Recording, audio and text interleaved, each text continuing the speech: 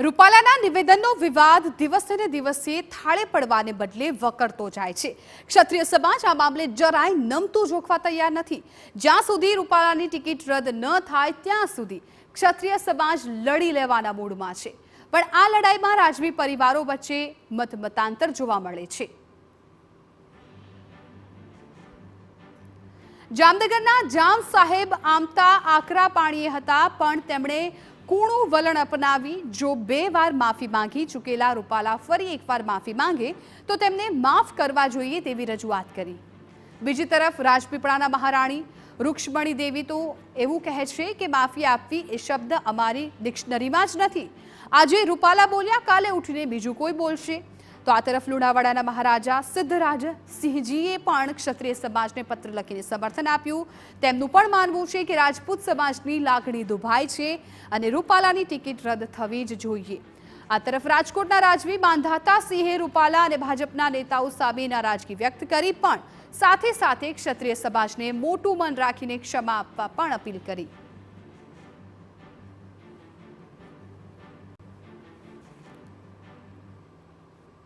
રૂપાલાએ પોતાના નિવેદન બદલ માફી માંગી, પણ ક્ષત્રિય સમાજને તો રૂપાલાની ટિકિટ રદ થાય તેનાથી ઓછું કંઈ ખપે તેમ નથી।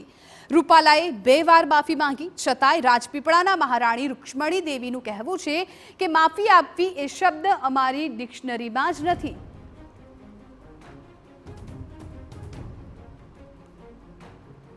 મહારાણી રૂક્ષ્મણી દેવીએ જો રૂપાલાને માફી અપાય તો ભવિષ્યમાં કોઈ પણ આ પ્રકારનું નિવેદન આપી શકે તેવી આશંકા વ્યક્ત કરી।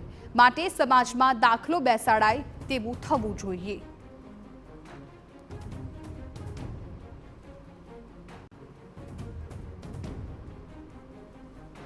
આજે એ બોલ્યા, કાલે ઉઠીને કોઈ પણ બોલી શકે ને। અને મહારાણા પ્રતાપનો બલિદાન કેમ ભૂલાય? બોલો, ના ભૂલાય ને।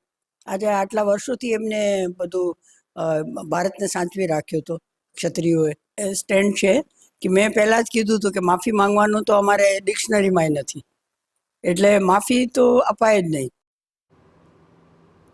આ તરફ જામનગરના ક્ષત્રિય સમાજની મહિલાઓએ ભાજપના કાર્યક્રમનો વિરોધ કર્યો। ભાજપના કાર્યક્રમની સભા અંતર્ગત વિરોધ કરવામાં આવ્યો। શહેરના વુલન મિલ વિસ્તારમાં ક્ષત્રિય સમાજની બહેનો દ્વારા વિરોધ કરાયો।